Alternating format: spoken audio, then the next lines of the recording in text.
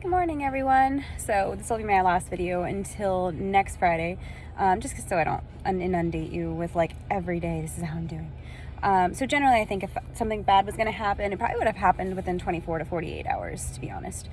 So woke up, feel perfectly fine, other than the fact I didn't sleep well last night, which again, out of town working, just don't sleep well. Arm pain, still completely gone, did not have to take any additional ibuprofen from yesterday morning.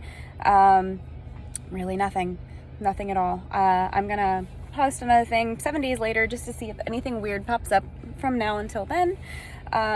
One interesting thought I did have yesterday, and I know everyone's kind of like, well, wait till the second shot. You know, everyone says the reactions come from the second shot.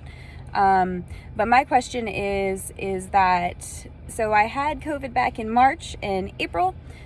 So they say that immunity doesn't really last and they don't know how long it lasts. And I did have antibodies this summer. So I'm curious if there's any factor in how your side effects manifest, whether or not, when you've had COVID before. So, I'm curious if I'm going to have side effects with the second one. And if, you know, having had COVID, if that will play any effect into how I react, with the side effects.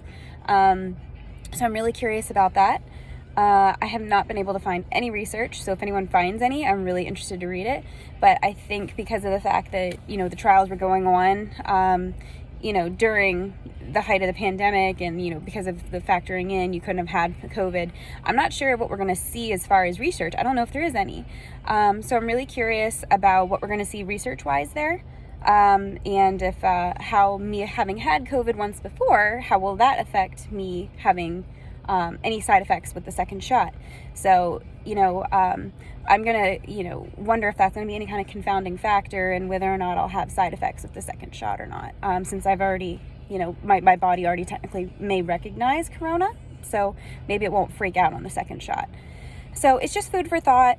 I think it's worth mentioning. And like I said, I just want to make sure everybody keeps up to date with kind of like what the experience is like to go through the vaccination, since I know people are pretty hesitant.